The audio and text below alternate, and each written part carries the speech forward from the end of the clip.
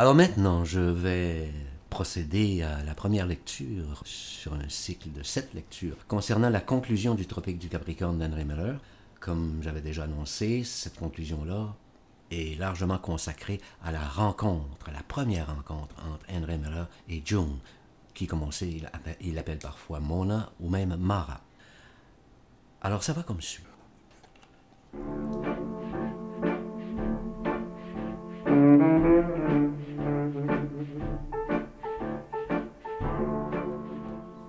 Il n'y a pas longtemps, je marchais dans les rues de New York.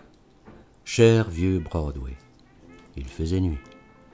Le ciel était d'un bleu d'Orient, bleu comme l'or du plafond de la pagode rue de Babylone quand l'appareil de projection commence à cliqueter. Je passais justement en bas de l'endroit où nous nous étions rencontrés pour la première fois.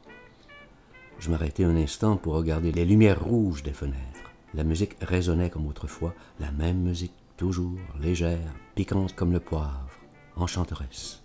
J'étais seul au milieu de millions d'êtres. L'idée s'empara de moi pendant que j'étais arrêté ainsi, que j'avais cessé de penser à elle. Je ne pensais plus qu'à ce livre que j'écris maintenant, qui avait fini par devenir plus important pour moi qu'elle, que tout ce qui nous était arrivé. Ce livre serait-il la vérité, toute la vérité, rien que la vérité, et Dieu me soit en aide? Me replongeant dans la foule, je me débattais avec cette idée de vérité. Depuis des années que j'essayais de raconter cette histoire, le problème de la vérité n'avait cessé de peser lourdement sur moi comme un cauchemar. À maintes et maintes reprises, j'ai relaté à d'autres gens les circonstances de notre vie. J'ai toujours dit la vérité. Mais la vérité peut être aussi mensonge. La vérité ne suffit pas. La vérité n'est que le noyau central d'un tout inépuisable. Je me rappelle que, lors de notre première séparation, cette idée de totalité me saisit aux cheveux. Elle prétendait, peut-être le croyait-elle vraiment, que m'abandonnant, elle nous faisait à tous deux un bien nécessaire. Je savais dans le fond de mon cœur qu'elle voulait en fait se libérer de moi. Seulement j'étais bien trop couard pour l'admettre en moi-même. Mais quand je m'aperçus qu'elle pouvait se passer de moi, ne fût-ce que pour un temps limité, la vérité que j'avais essayé d'exclure se mit à pousser et gagner en moi à une rapidité alarmante.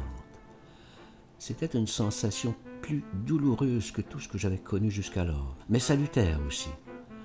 Quand le vide eut fini de se faire en moi, quand la solitude eut atteint le maximum de son acuité, je sentis brusquement que pour continuer à vivre, il fallait que cette vérité intolérable s'incorporât dans un cadre plus vaste que celui d'un malheur individuel.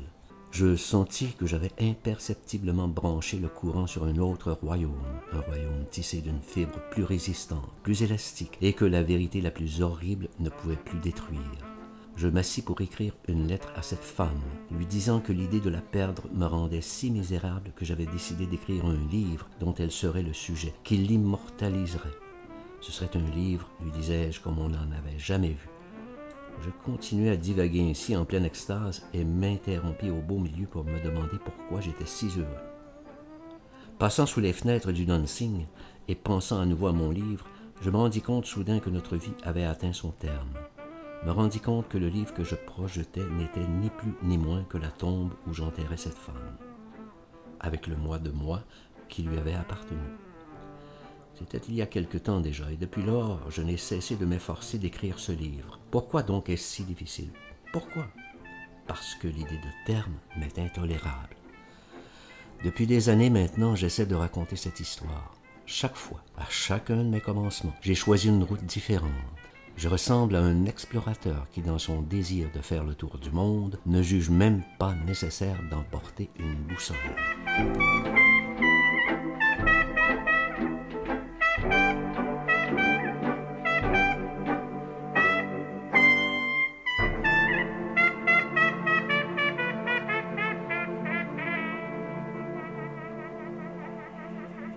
Ce fut ainsi que je pénétrai un soir dans une boîte tenue par un grec poilu et que je me cognai pile dans elle.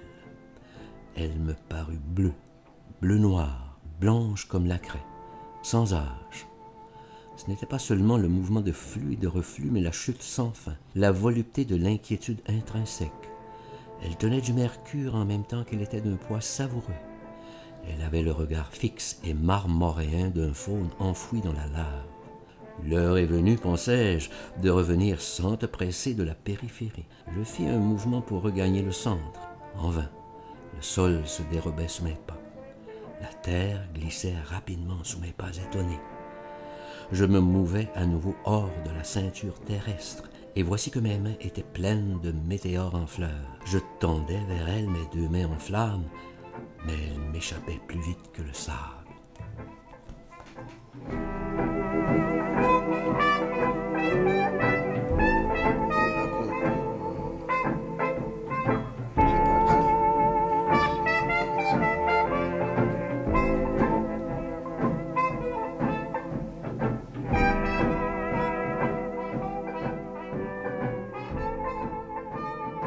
Le soir en question, je sortis délibérément et me piétinai au passage.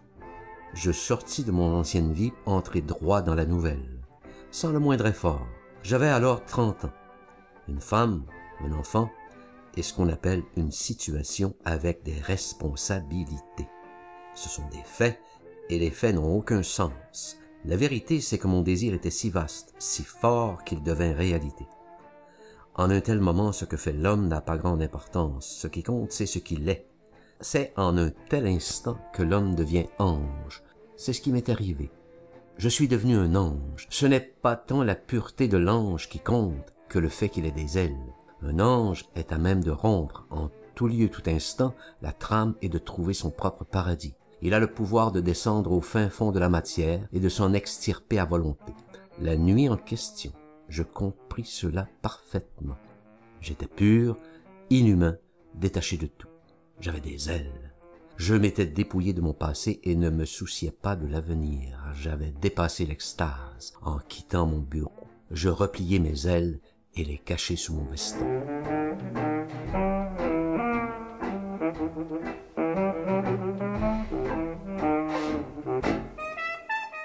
Le dancing était situé juste en face de l'entrée latérale du théâtre où j'avais coutume d'aller passer mes après-midi au lieu de chercher du travail.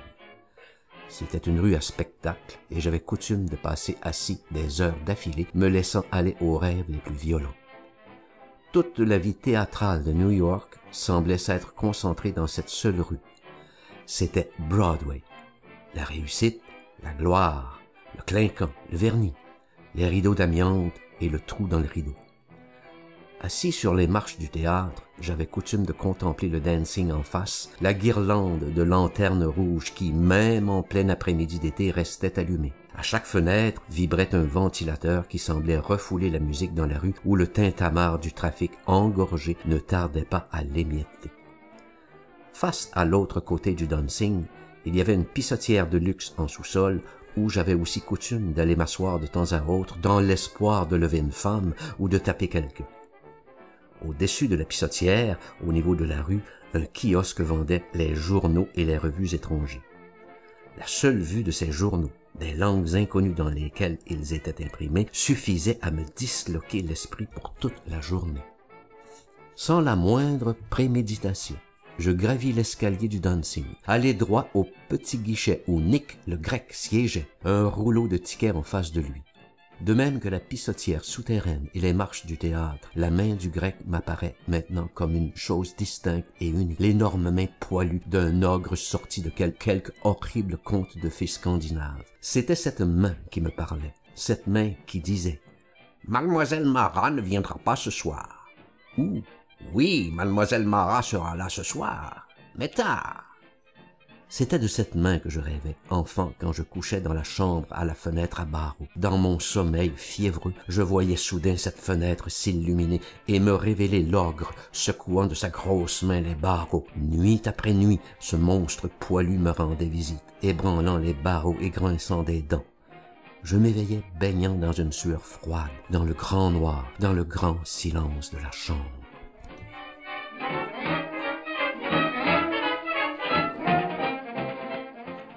Debout à l'extrémité de la piste de danse, je la regarde s'approcher de moi.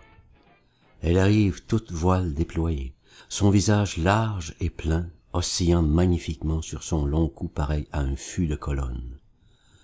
Je vois une femme qui pourrait avoir 18 ans, comme elle peut en avoir 30.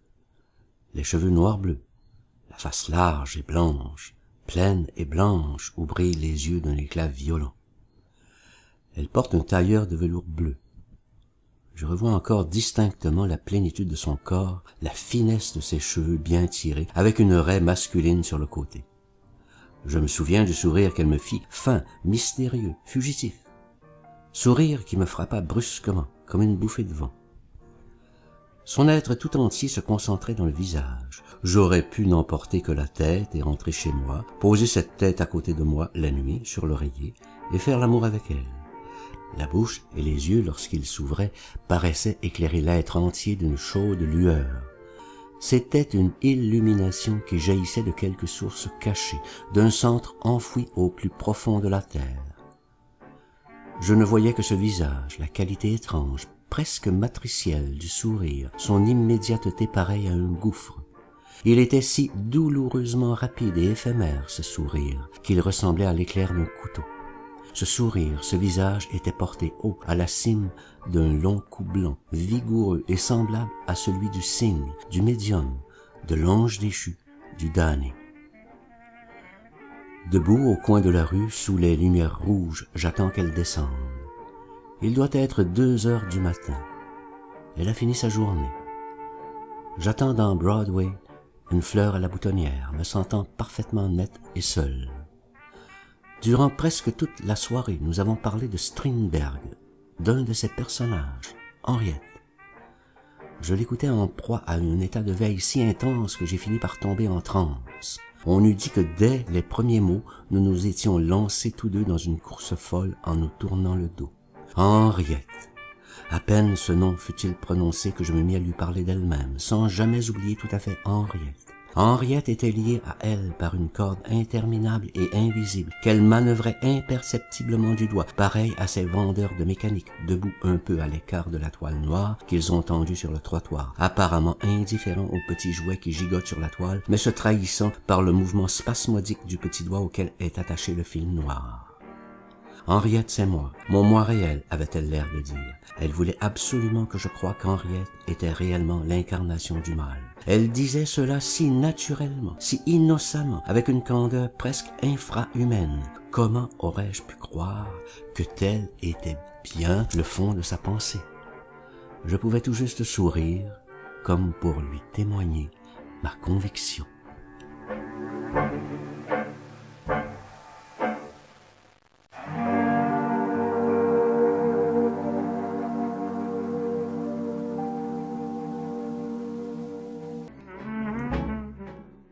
Brusquement, je la sens qui vient. Je tourne la tête. Oui, c'est elle. Elle qui arrive dans toute sa force, les ailes déployées, les yeux qui brillent. Pour la première fois, sa démarche se révèle tout à moi. Elle avance comme un oiseau humain qui envelopperait une grande et douce fourrure. À toute vapeur, je voudrais crier, pousser un mugissement de sirène qui fasse que le monde entier tourne vers moi l'oreille. Quelle démarche! Non, elle ne marche pas, elle glisse. Oh, royale, le corps plein, sûr d'elle-même. Elle fend les fumées, le jazz, et la lueur rouge des lampes, reine mère de l'inconstance et des putains de toutes les Babylones. Au coin de Broadway, juste en face de la pissotière de luxe, l'événement se produit. Broadway, son royaume.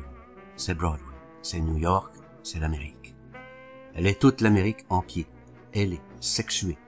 Le loubette, l'abomination et la sublimation, plus un soupçon d'acide chlorhydrique, de nitroglycérine, de laudanum et de poudre d'onyx. Elle est toute opulence, toute magnificence. L'Amérique, bonne ou mauvaise, a un océan à chaque flanc.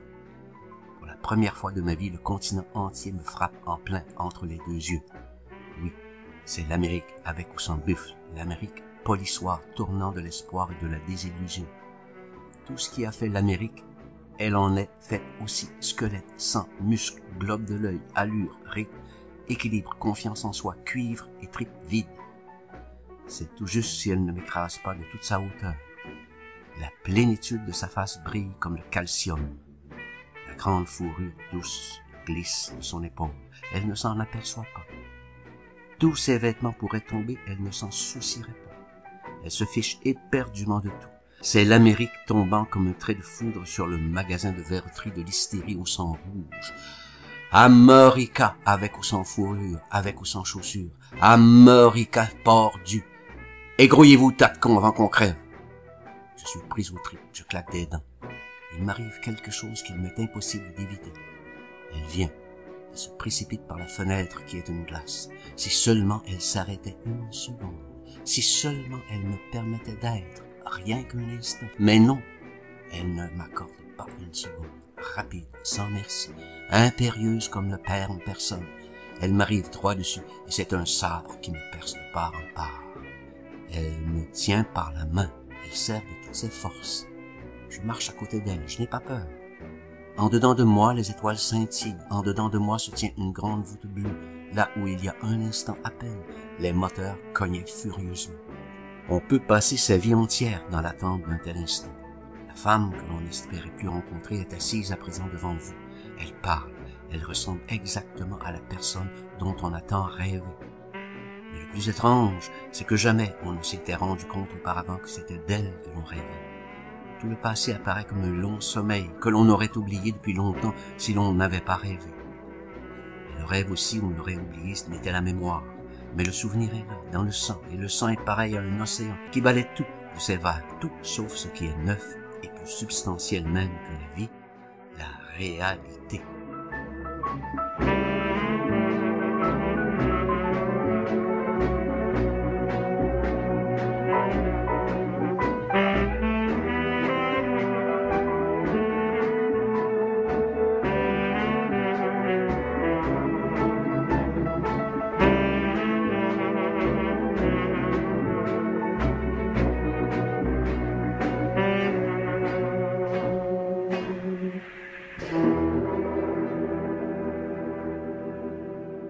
Nous sommes assis dans un petit recoin du restaurant chinois, de l'autre côté de la rue. Du coin de l'œil, j'attrape la flamme vacillante des lettres électriques qui vont, viennent, montent et descendent dans le ciel. Elle continue à parler d'Henriette, ou peut-être d'elle-même. Son petit bonnet noir, son sac à main, sa fourrure sont posés à côté d'elle sur la banquette. Elle allume constamment cigarette sur cigarette qui se consume pendant qu'elle parle. Son discours n'a ni queue ni tête. La parole jaillit d'elle comme la flamme et brûle tout ce qu'elle trouve à sa portée. Inutile de chercher à savoir comment et à quel endroit elle a commencé. Elle en est brusquement au milieu d'une longue, très longue histoire. Pas celle-ci, une autre, mais qui est toujours la même. Sa parole est informe comme le rêve. On n'y trouve ni corridor, ni mur, ni sortie, ni halte. J'ai l'impression de me noyer dans un énorme filet de mots, de me hisser péniblement en rampant au sommet du filet, de plonger dans ses yeux pour essayer d'y trouver un reflet de la signification qu'elle accorde à ces mots, mais je ne trouve rien. Rien que ma propre image vacillant dans un puits sans fin. Bien qu'elle soit le seul sujet de son propre discours, je n'arrive pas à me faire la moindre image de son être. Elle se penche en avant, les coudes sur la table, et sa parole m'inonde. Vague après vague déferle par-dessus moi, et cependant rien ne se construit en dedans de moi, rien que mon esprit puisse appréhender. Elle me parle de son père, de la vie étrange qu'ils ont menée en lisière de la forêt de Sherwood, où elle est née. Du moins était-elle en train de me raconter cela, mais voici qu'elle parle à nouveau d'Henriette. Ou est-ce de Dostoïevski? Je n'en suis pas sûr. Toujours est-il que je me rends compte brusquement qu'elle a changé de sujet et parle d'un homme qui l'a reconduit chez elle un soir et qui, sur le perron où il se disait bonsoir, se baissa soudain et lui troussa la jupe. Elle s'arrête un instant comme pour me rassurer et m'affirmer que c'est bien de cette histoire qu'elle veut parler. Je la regarde avec égarement. Je ne peux arriver à retrouver le chemin qui nous a conduits à ce point. Qui était cet homme? Que lui a-t-il dit? Je la laisse continuer, pensant qu'elle reviendra probablement sur ce sujet. Mais non, elle est loin de nouveau, loin devant moi, et maintenant il appert que l'homme, cet homme, est déjà mort, s'est suicidé, et elle s'efforce de me faire comprendre que ça a été un coup terrible pour elle. Mais ce que son discours paraît réellement sous-entendre, c'est qu'elle est fière d'avoir mené un homme au suicide. Je n'arrive pas à le voir mort, ce fameux type. La seule image de lui que je puisse me faire, c'est debout sur le perron, la troussant. Éternel anonyme, être vivant perpétuellement fixé pour moi dans l'acte de se baisser pour la trousser. À présent, il est question d'un autre homme, son père. Je le vois avec une brochette de chevaux de course ou encore dans une petite auberge aux portes de Vienne. Mieux encore, sur le toit de cette auberge, s'occupant à faire planer des cerfs-volants pour tuer le temps. Et entre cet homme, son père et l'homme dont elle était follement amoureuse, je n'arrive pas à faire de distinction. Il y a quelqu'un dans sa vie dont elle préfère ne pas parler, mais sur qui elle revient sans arrêt. Et bien que je ne puisse jurer que ce ne soit pas l'homme qui lui troussa la jupe, je ne puis jurer non plus que ce ne soit pas l'homme qui s'est suicidé. Peut-être est-ce celui dont elle a commencé à me parler quand nous nous sommes attablés. Au moment de nous asseoir, je me rappelle maintenant qu'elle s'est mise à parler quelque peu fiévreusement d'un type qu'elle venait de voir entrer dans la cafétéria. Elle m'a même dit son nom, mais je l'ai oublié aussitôt. Pourtant, je me rappelle qu'elle m'a dit avoir vécu avec lui. Elle a ajouté qu'il avait fait quelque chose qui lui avait déplu. Quoi? Elle ne l'a pas précisé. Elle l'avait donc plaqué, laissé tomber net, sans un mot d'explication. Et puis, au moment précis où nous entrions dans le chop suey, ils se sont cognés l'un dans l'autre.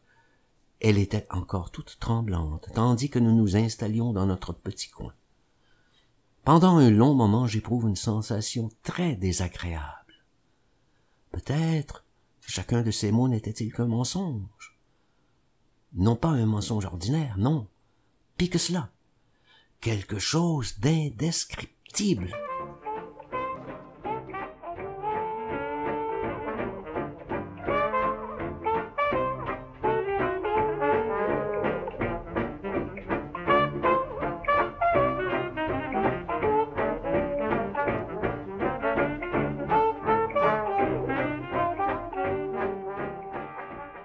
Jamais il ne m'était encore arrivé d'être aussi pleinement éveillé et profondément endormi à la fois. Si l'ogre de mes rêves avait réellement forcé les barreaux de ma fenêtre et m'avait pris par la main, je serais mort de peur. Ne serais donc aujourd'hui qu'un cadavre, c'est-à-dire endormi pour l'éternité, et par suite en état de liberté perpétuelle sans plus rien trouver d'étrange ni de contraire à la vérité, quand bien même ce qui était arrivé ne serait pas arrivé. Ce qui s'est produit a dû se passer il y a bien longtemps, sans nul doute en pleine nuit. Et ce qui advient en ce moment se passe aussi il y a bien longtemps en pleine nuit. N'est pas plus vrai que le rêve de l'ogre et des barreaux qui ne cédaient jamais, sauf qu'aujourd'hui, les barreaux sont rompus, et que celle dont j'avais peur me tient la main, sans qu'il y ait de différence entre ce qui me faisait peur autrefois et ce qui est, car si je dormais vraiment alors, aujourd'hui je dors éveillé, je n'ai plus rien à craindre, ni à attendre, ni à espérer que ce qui est et ne connaît pas de fin. Elle veut partir. Partir. De nouveau sa hanche, ce glissement insaisissable, comme lorsqu'elle descendit l'escalier du dancing pour s'installer en moi. De nouveau elle parle. Brusquement, sans aucune raison, il s'est baissé et a troussé ma jupe. Elle glisse la fourrure autour de son cou. Le petit bonnet noir donne à son visage la valeur d'un camé. La face ronde, pleine, aux pommettes slaves.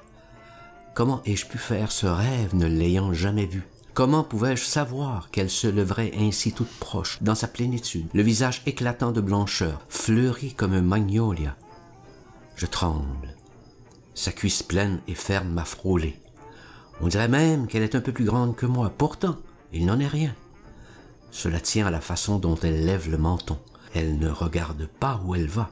Elle va sans fin, au-dessus des choses, les yeux grands ouverts sur l'espace, sans passé, sans avenir. Le présent même semble incertain. Son moi paraît l'avoir abandonné. Son corps fonce devant lui, le cou plein et droit, blanc comme la face, plein comme la race. Elle parle toujours, de cette voix basse, rauque, sans queue ni tête. Ce dont je suis conscient, ce n'est pas du temps ni de la fuite du temps, c'est de l'absence de temps. Il y a dans sa gorge une matrice en miniature branchée sur la vraie, la grande, qui se tient dans le pelvis. Le taxi attend au bord du trottoir. Elle continue à mâchonner la menue paille cosmologique de l'ego extérieur. J'empoigne le tube acoustique et entre en communication avec le double utérus. « Allô? Allô? Y a quelqu'un? » Et vas-y, parle encore. Et puis de nouveau, des routes et de la poussière plein les yeux, et de l'arc-en-ciel, des orages, des petits déjeuners, des crèmes, des lotions. Et quand nous connaîtrons toutes les routes, quand il ne restera plus que la poussière sur nos pieds frénétiques, je garderai le souvenir de ton visage plein et large, si blanc, et de ta bouche grande, aux lèvres fraîches et partagées, de tes dents d'une blancheur de craie, toute parfaite, et de ce souvenir, rien, pas le moindre détail, ne saurait changer, parce qu'il est, comme tes dents, parfait. Voilà.